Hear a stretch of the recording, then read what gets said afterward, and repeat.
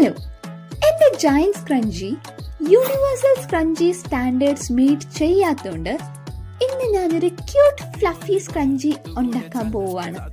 Light ഉണ്ടായിട്ടും എന്റെ full concentration ഇതിൽ മാത്രമായിരിക്കാൻ ഞാൻ ലൈറ്റ് ഓഫ് ചെയ്തു.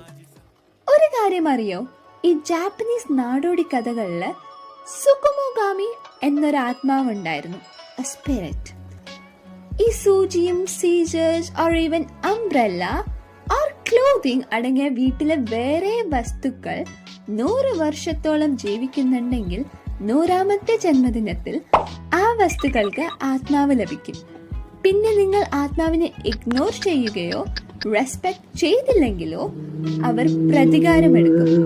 എല്ലാ ആത്മാവുമല്ല, ചില ആത്മാക്കൾ ഫ്രണ്ട്ലി ആൻഡ് ഹെൽപ്ഫുള്ളുമാണ്. But never underestimate them. ഞാൻ ഉണ്ടാക്കിയ സ്ക്രഞ്ചിക്ക് ഇനി ജീവൻ വെച്ചിട്ടാണോ എന്നറിയില്ല. രാവിലെ ആയപ്പോ ആളെ കാണാനില്ല. പുറത്ത് ഗാർഡനിലൊക്കെ പോയി നോക്കി, ദേ ഇരിക്കുന്നു കക്ഷി. സ്വന്തമായിട്ട് പോവാണെന്ന് വിചാരിച്ച് കാണും.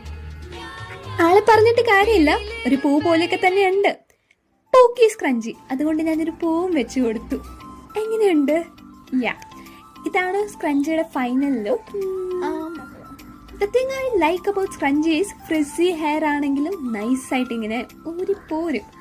പിന്നെ ഹെയർ ഫോളും അധികം ഉണ്ടാവത്തില്ല. ഫ്ലഫി. നിങ്ങൾക്ക് ഇഷ്ടമായെങ്കിൽ പറയണേ.